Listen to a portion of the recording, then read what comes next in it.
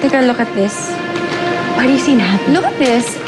Look at the birth date of Nicolas and the death date of Gardo. Something is fishy. Pareho ng date. And what does that mean? Ang ibig sabihin lang yan, yung taong nagdesisyon na buhay ng pagkatao ni Nicolas ay same time na nangyari pagkamatay ni Gardo. Mr. Vallejo, ayoko pong mailit ng bangko ang aking mga ari-arian. Kaya sige na po, pautangin niyo na po ako. Sige. Pumapayag ako sa gusto ninyo. Ay, salamat. Sa isang kondisyon. Anong kondisyon? Sige, sabihin mo lang at gagawin ko. Kapalit ng panibagong karagdagang 120 milyon bilang collateral. Ang gusto ko gawin ninyo, dalhin niyo sa akin yung titulo ng asyenda ninyo.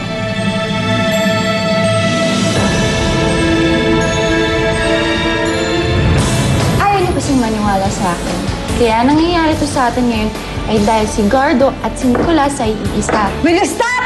No, I'm not gonna stop. You scared? Are you scared?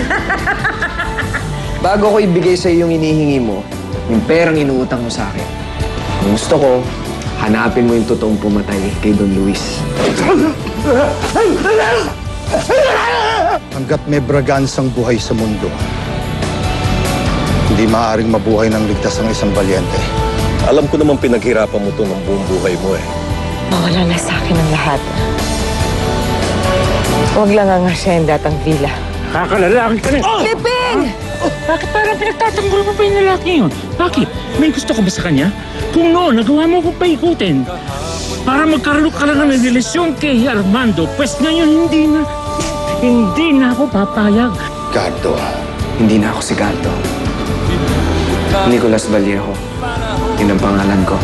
kung ganon, Mr. Nicolas Vallejo, hindi mo na rin ako pwedeng tawaging itay dahil si Gardo Valiente lang ang anak ko.